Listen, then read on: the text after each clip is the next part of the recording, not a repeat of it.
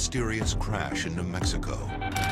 Flying disc has been found and is now in the possession of the Army. Today, the U.S. government says there were no flying discs outside Roswell in 1947 and has closed the case on the entire incident. But some Americans think the government isn't telling all it knows about UFOs. Dozens of eyewitness accounts. This is something that did not come from Earth. Hundreds of top-secret documents. On several of the pages, you can read 8 words. The rest is blacked out. The potentially damning evidence, not just of an alien crash, but possibly of a 6-decade government cover-up. Here it was in black and white, as I remember, it almost sent chills down my spine.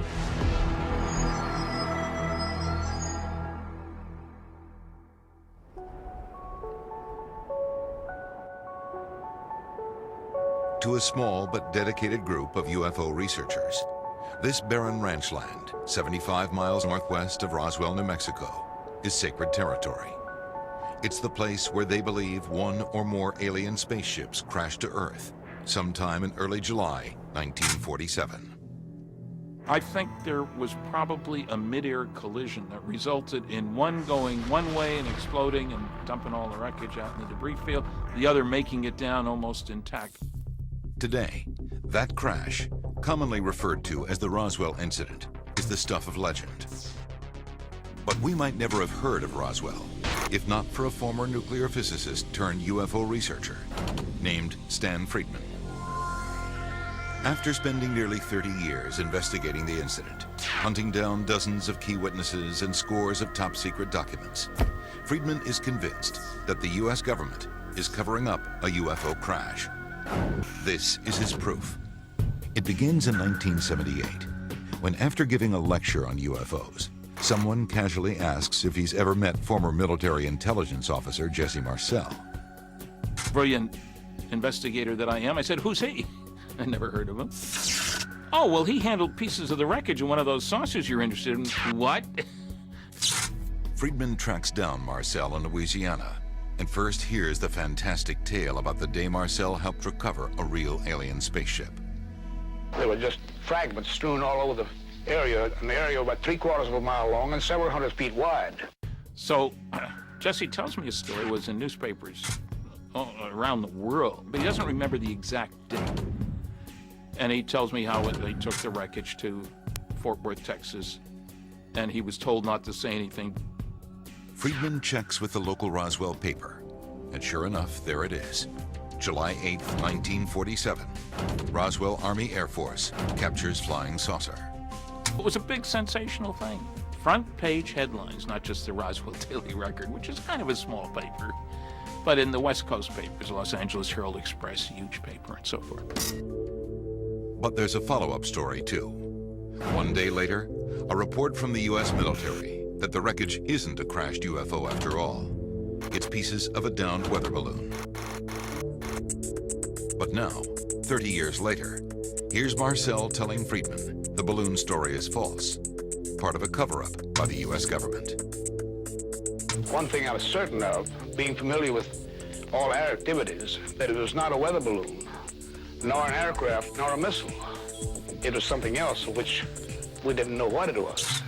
In the weeks leading up to the Roswell incident, the country is gripped by UFO fever after a commercial pilot reports seeing 9 strange objects flying over Washington state.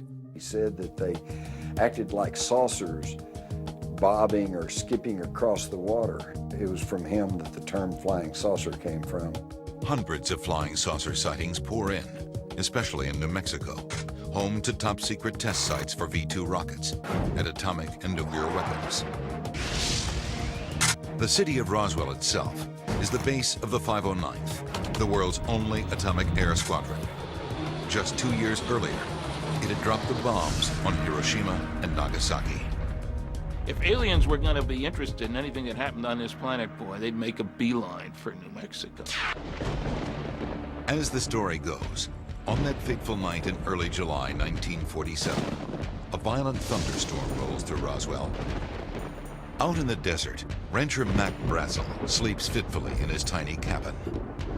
There'd been a big electric storm, and he heard what he thought was an explosion that didn't sound like thunder. The next morning, Brazel checks on his animals and notices they won't cross a pasture. He goes for a closer look and stumbles across debris littered over a large field. And he finds this huge amount of stuff, strange material, covering an area hundreds of feet wide by almost 3/4 of a mile long. The material is odd, lightweight, but incredibly strong. Brazel carries a few pieces to his neighbor's ranch. Kind of a tan, light brown plastic. Brazel mentions other debris, items covered with strange writing. He said the writing wasn't like Japanese writing, but it was, I imagine, more like hieroglyphics or something like that. The strangest material looks like aluminum foil, but with a weird ability to return to its original shape. If you picked it up and folded it, it would unfold. And if you folded it several times, it would still unfold. And you couldn't tear it. Brazel drags some of the debris to a shed. A few days later, he's on the phone with Frank Joyce, a local DJ and radio reporter. They began to talk about things that might be out of this world. I thought maybe this is a hoax. During the conversation, Joyce says Brazel mentions finding bodies in the wreckage. And one thing that he mentioned on the phone was the horrible odor that was with these bodies. Thinking Brazel might be insane, Joyce tries to end the call. I advised him to go to the U.S. Army Air Corps because they are flyers and will know what to do about anything that flies. Brazel does call Roswell Army Airfield. Major Jesse Marcel answers the phone. Marcel reports the call to his commanding officer, who orders him and a counterintelligence officer to go investigate. He says, go out with him because the rancher said there's a whole mess of this stuff out there, and nothing that he brought in was conventional. At the ranch, Marcel is also puzzled by the debris. He gathers it up and heads back to Roswell. He's so excited by the potential discovery, he stops by his home after midnight and wakes his wife and 11-year-old son, Jesse Jr. He said something like, this is parts of what we feel is a flying saucer. Jesse Marcel Jr. is a doctor and colonel in the U.S. Army Reserves. He just got back from Iraq. He's writing a manuscript called Roswell, It Really Happened. Even though it happened many years ago, he still vividly remembers what his father showed him that night. I picked up the material and I noticed it had a very strange quality to it. It was very light. I didn't try to bend it or tear it, but I just kind of looked at it and just kind of wondered what this was. Marcel's father continues on to the base to report his findings to his superiors. The next morning, the base commander orders the public information officer to write a press release about the incident. He gave me exactly what he wanted in the press release, that we had in our possession a flying disc. The story hits the airwaves, creating an instant sensation. Headline edition, July 8, 1947. The Army Air Forces has announced that a flying disc has been found and is now in the possession of the Army. But almost as quickly begins what appears to be a government cover-up. From the time that story came out, I felt that someone somewhere was trying to stop every last word of this story.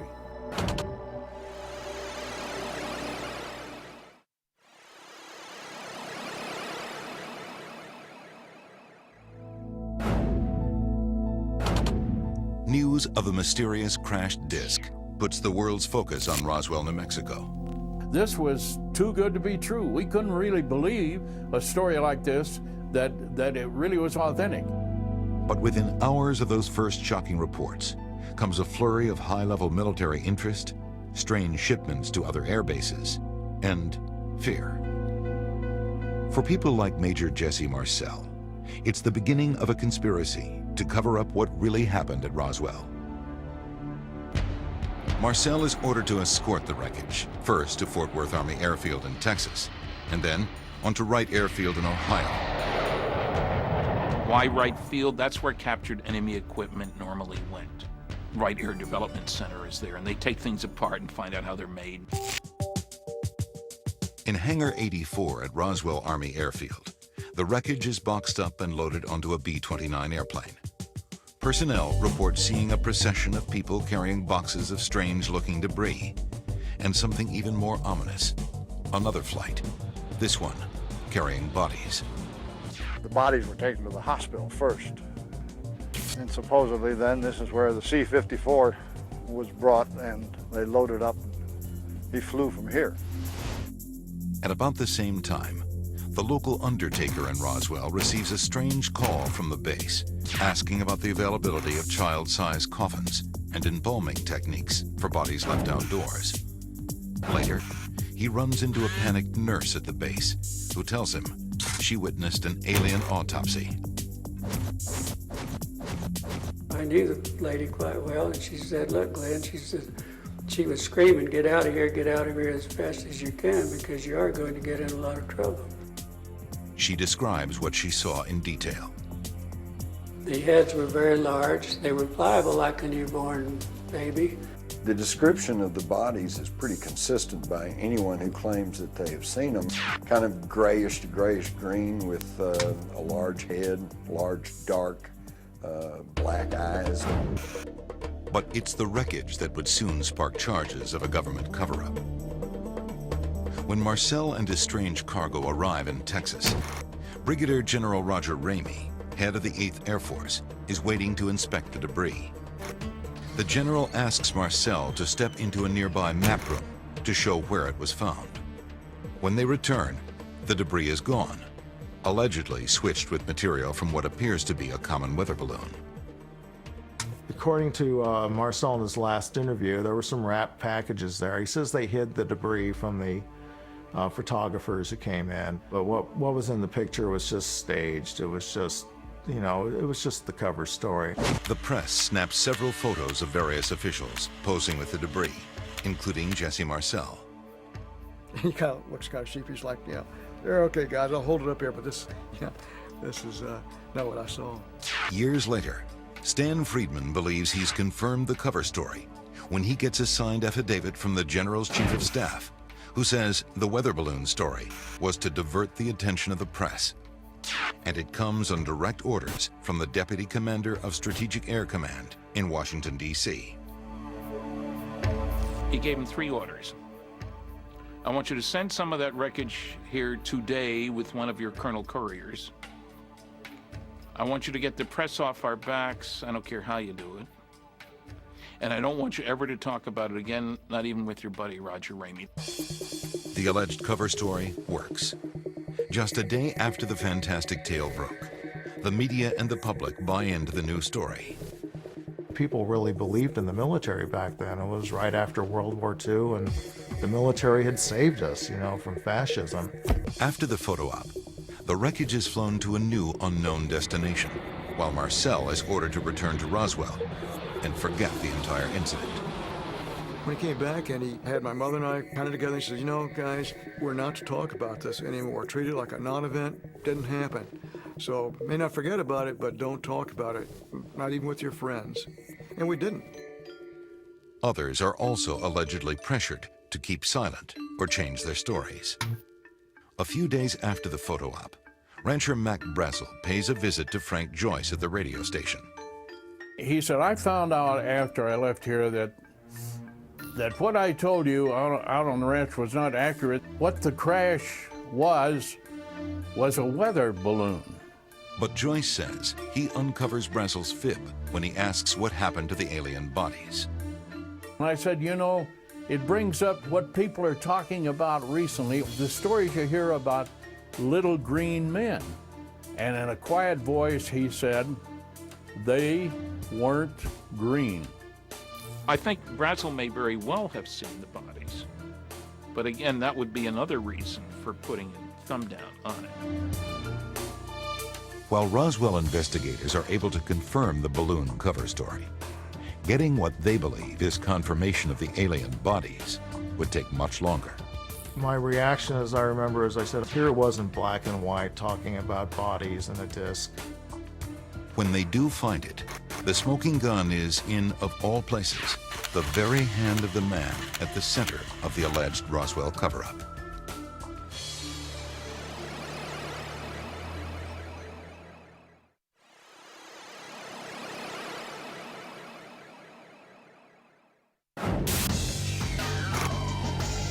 After the debris from a crashed UFO is identified as a simple weather balloon, interest in the Roswell incident dies down and is soon forgotten altogether. But the principals in this drama, like Major Jesse Marcel, never forget. It was not a weather balloon, nor an aircraft, nor a missile. It was something else of which we didn't know what it was. Marcel's son remembers his father as adamant the truth was being hidden. I remember him saying later that he was part of the cover-up because he went along with the story publicly, but privately, he didn't. According to researcher Stan Friedman, the U.S. military doesn't forget the incident either. Instead, Roswell becomes the launchpad for what he calls a cosmic Watergate, an ongoing government conspiracy to hide the truth about extraterrestrial UFOs. It's clear that there were people in the government taking this seriously. It was also clear that they made a conscious attempt to cover things up. Just a few weeks after the Roswell incident, the National Security Council is created, the president's highest level and most secret advisory group. Obviously, UFOs would come under the aegis of the National Security Council. This is what bypassed the Constitution, the Congress, the news media, and the public. This is where the subject of UFOs went deep and dark. I'm here to discuss the so-called flying saucers. Also in 1947, the Air Force establishes what would be called Project Blue Book, a program to track all UFO sightings across the nation. The Air Force interest in this problem is to identify and analyze to the best of our ability anything in the air that may have the possibility of threat or menace to the United States. So many sightings are reported, Friedman claims the military issues special orders in response. Air Force pilots were being ordered in 1952 summer to shoot down UFOs if they didn't land when instructed to do so. And we have General Roger Ramey, by this time a major general and a primary actor in the Roswell story, saying we scrambled jets hundreds of times after saucers. The Air Force investigates more than 12,000 sightings over 22 years. To this day, 700 remain unexplained. But to Roswell's true believers, the real purpose of Project Blue Book isn't to find UFOs. It's to debunk the very notion of them. We've been able to explain them as hoaxes, erroneously identified friendly aircraft, meteorological or electronic phenomena, or as light aberrations. Everything that was reported could somehow be explained as the planet Venus, unidentified aircraft, satellites, or swamp gas. Anything they could come up with. Project Blue Book is shelved in 1969 after the Air Force decides UFOs pose no threat to national security. But according to Jim Mars, the government didn't stop researching them. There have been literally dozens of documents pried out of the CIA, out of the military, and others that show that behind the scenes there is an intense interest in what these things are, where they come from, and what they're up to. Over the years, Roswell researchers say they've petitioned the government to release whatever information it has, with little success. We went after the CIA. We want all your UFO stuff. We don't have any UFO stuff. You do too. You do not. We argue. We go to court. The judge says do a search. They come back. Oh, gee, we found 900 pages of UFO materials. They said they had none. Even when documents are released, such as this affidavit from the National Security Agency, they're often highly censored. Eventually, we got it. The only trouble is it's about 80% blacked out. But why would the government hide what it knows about UFOs, and especially the Roswell incident? Friedman believes it's because the alien bodies are hidden away in secret government laboratories, and the wreckage is being studied for scientific advancements. For proof, he points to the revolutionary aircraft developed in the past 6 decades. Here's our fastest manned craft, the Apollo Command Module. And it looks like a flying saucer.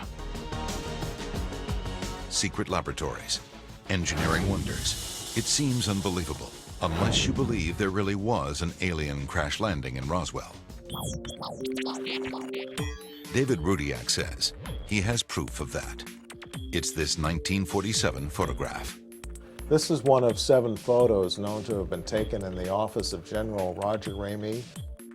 The photograph is from the day the U.S. military identified the Roswell debris as nothing more than a weather balloon. In it, Ramey is kneeling beside the debris, clutching a piece of paper. Seems pretty unremarkable, until you look closer. The real prize is what Ramey is holding in his hand right here. And you can see as you zoom in that there's writing on this paper. Using a digital photo scanner to enlarge and enhance the document, Rudiak says he can make out the words that prove there was an alien spacecraft. This was a brand new use of the word disc. The flying saucers or flying discs, and the terminology had been around for less than 2 weeks, and so the newspapers, for example, often enclose the word disc in quotes. Then, in the same paragraph, a shocker. The real key to this message is this word right here, which the initial group identified as being the word victims. Rudiak deciphers more of the paragraph. They had the victims, they were going to ship them, I believe, to the chief medical officer at Fort Worth. And when it's all strung together, Rudiak believes the document is nothing short of a bombshell. They'd found a disc, they'd found victims, they were shipping the victims out, and then they were going to cover it up. So is it all really true? The debris, the victims, the cover-up. Is this the long-awaited proof that an alien spacecraft did crash outside Roswell? The U.S. government has looked at the same evidence and come to a much different conclusion.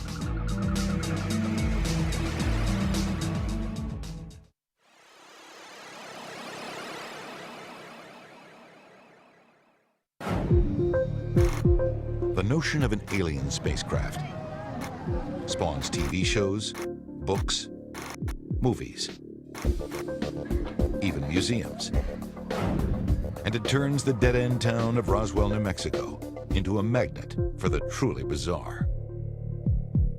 But as the 50th anniversary of the 1947 incident approaches, the debate over what really happened in Roswell intensifies.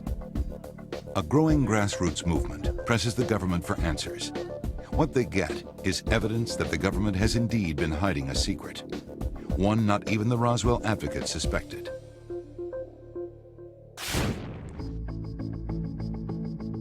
In 1993, Kent Jeffrey decides to join the Legion of Amateur Sleuths, hoping to find the truth about Roswell. Before I knew it, I was in it up to my neck. Jeffrey had spent a lot of time in the skies, a commercial airline pilot for 30 years, with a love of space and a fascination with UFOs. To him, Roswell is ground zero for proof that UFOs exist. I figured that if this incident had really happened, it was worth pursuing. It would have been the story of the millennium. Jeffrey has a special connection to Roswell. His father was an Air Force colonel who worked with the commander of Roswell's 509th Bomb Group. Jeffrey soon learns of witnesses who claim to have seen the strange wreckage and tell stories of alien bodies. I was told by one of the Roswell authors and researchers about a number of secret witnesses who were afraid to come forward because of government reprisal. And that's when I figured, well, something needs to be done about this. His first step? The Roswell Declaration, a worldwide petition signed by astronauts, scientists, and members of the military. 20,000 people in all, calling on the government to tell what it knows about Roswell. Jeffrey gets help from a New Mexico congressman who is also pressing for answers. The information I want is for the government to make public all of its records about the Roswell incident, or if those records have been destroyed, explain who destroyed them and under what authority and when. Under pressure, in 1994, the Air Force assigns Lieutenant Colonel Richard Weaver to head an inquiry. Weaver says he left no stone unturned and found a startling secret. We went back through all the records starting at that time, looking for plausible explanations for what may have happened. We considered a nuclear accident, we considered an errant missile crash, we considered airplane crashes, and we considered, quite frankly, the possibility of an extraterrestrial event that the government just had not owned up to. In his 1994 report, Fact versus Fiction in the New Mexico Desert, Weaver did find something the government didn't want people to know about. Something he now believes is the truth about what happened that night in 1947. If there's a cover-up, the report says, it's not a cover-up of a flying saucer from outer space, but of a top-secret military project codenamed Mogul.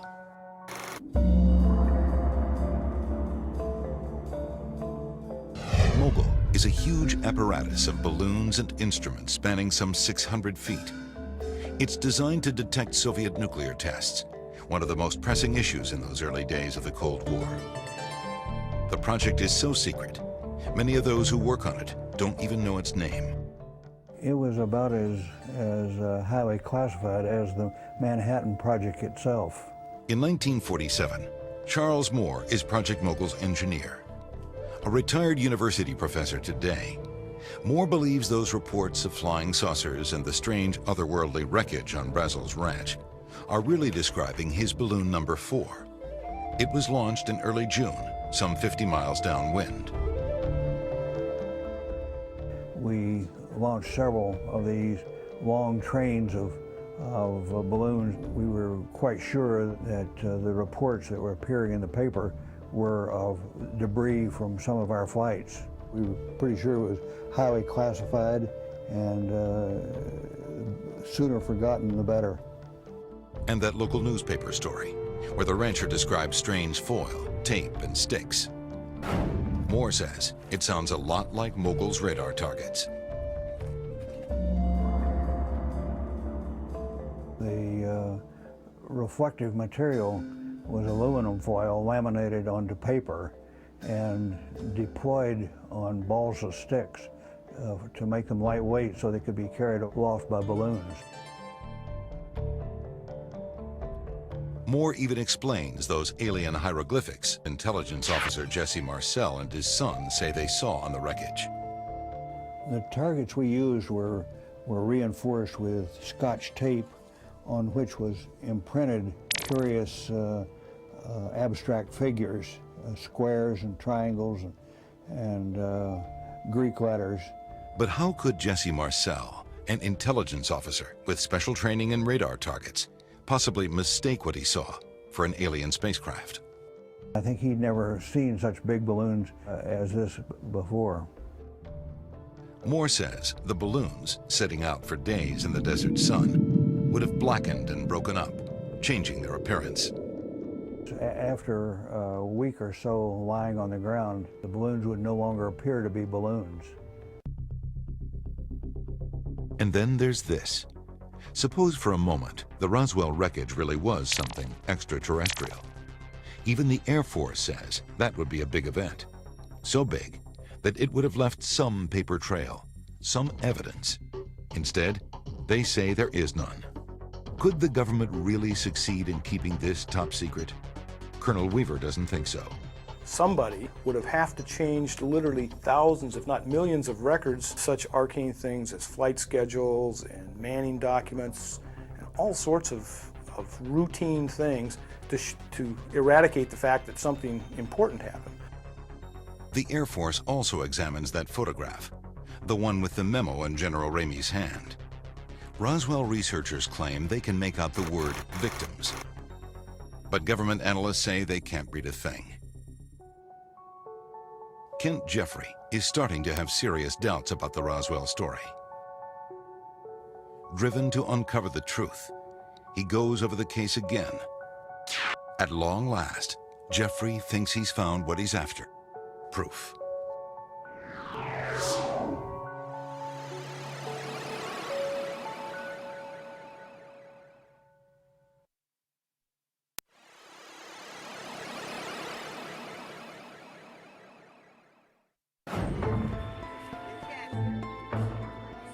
Going into this, for me, it was a quest for the truth.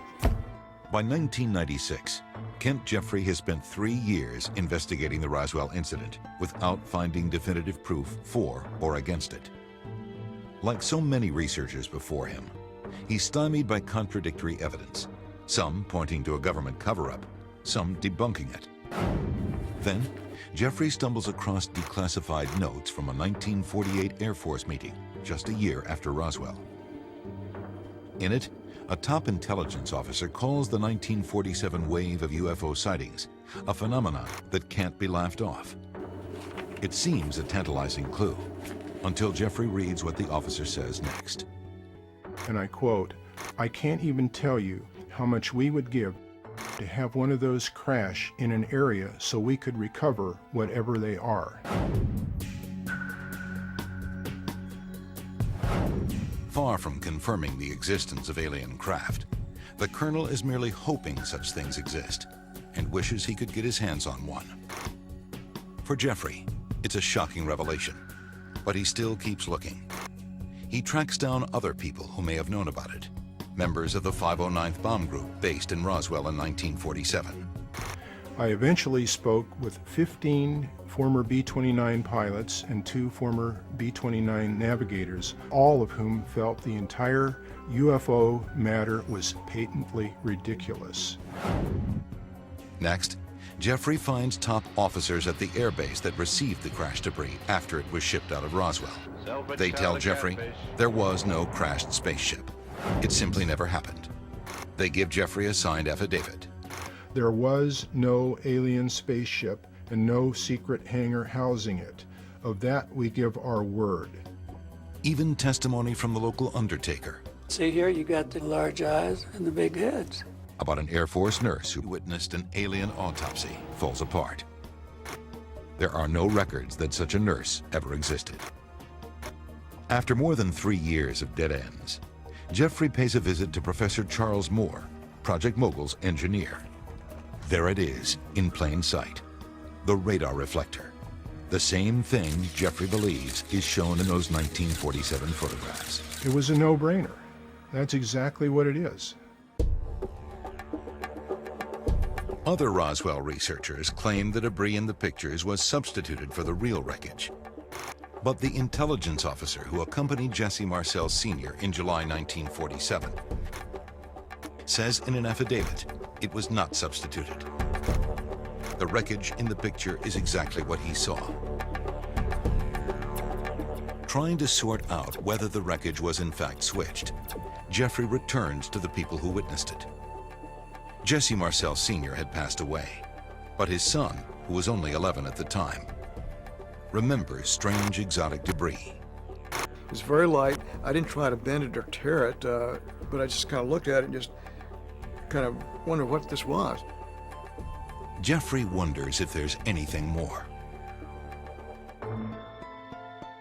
Hoping to find his answer, he turns to hypnosis. I'm just going to do one other thing. I'm going to touch your wrist for a moment.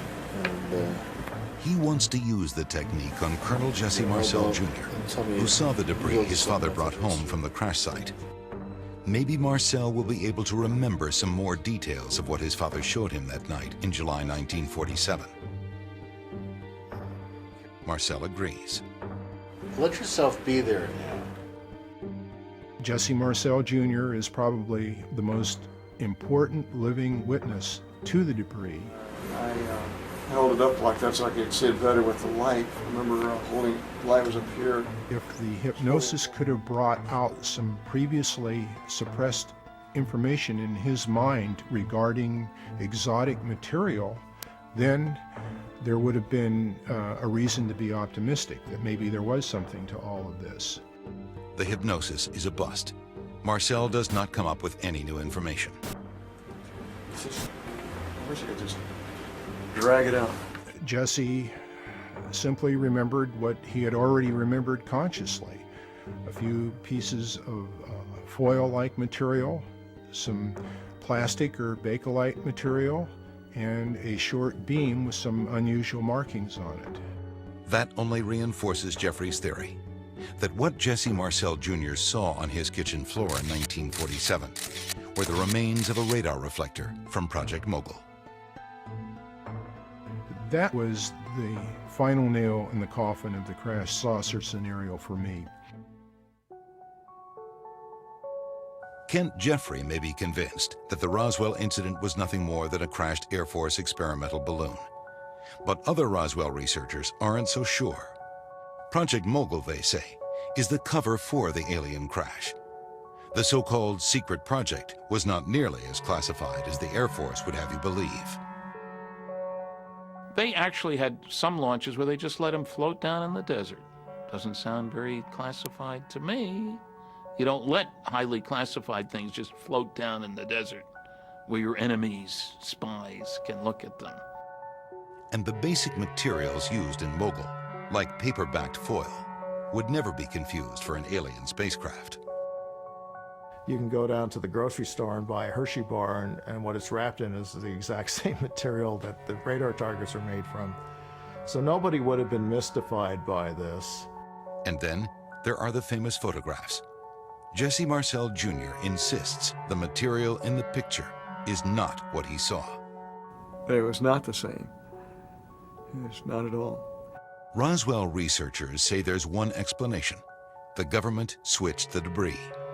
And they believe there have been other suspicious doings as well. Jim Mars points to this 1995 GAO report. They came up with no document stating that it was a saucer or there were aliens, but what they did find was that all of the communication records in and out of Roswell between 47 and 48 had all been somehow misplaced or destroyed. In 1997, the Air Force releases yet another report, this one called Roswell, Case Closed. Air Force officials hope this will explain once and for all any doubts about alien bodies. Bodies observed in the New Mexico desert were probably test dummies that were carried aloft by U.S. Air Force high-altitude balloons for scientific research. But there's a problem with this explanation. Air Force records show that test dummies weren't used until 1953, 6 years after the crash at Roswell. Colonel, how do you square the UFO enthusiasts saying that they're talking about 1947, well, you're talking about dummies used in the 50s, almost a decade later? Well, I'm afraid that's the problem that we have with time compression. I don't know what they saw in 47, but I think over a period of time they began to lose exactly when the date was. And there were lots of dummies dropped. Well, obviously not all the dummies crashed at Roswell. So is it really case closed when it comes to Roswell and UFOs?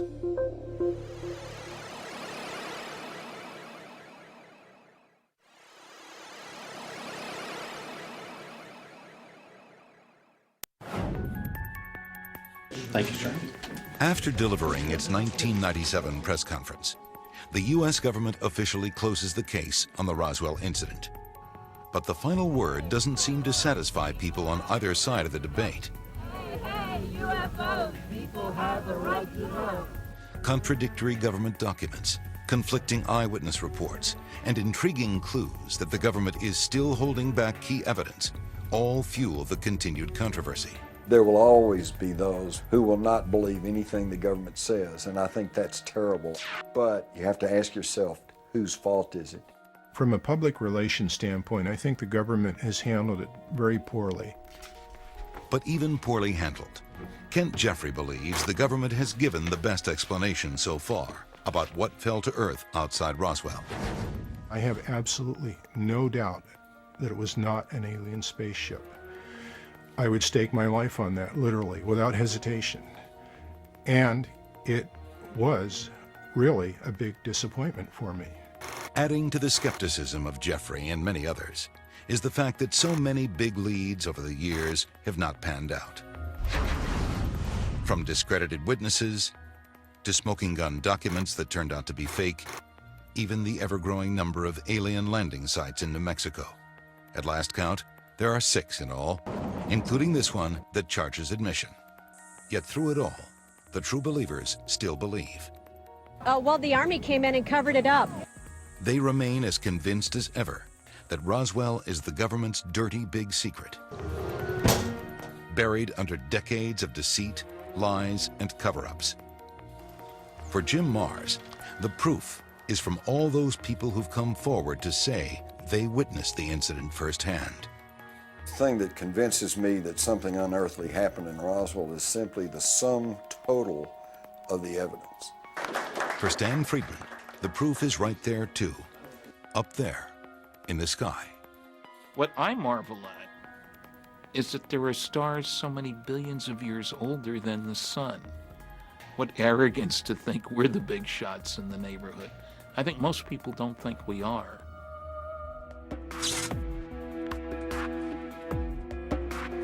Today, many years have passed since the Roswell incident, and the search for proof has become a race against time. Frank Joyce, one of the few remaining witnesses, is 82.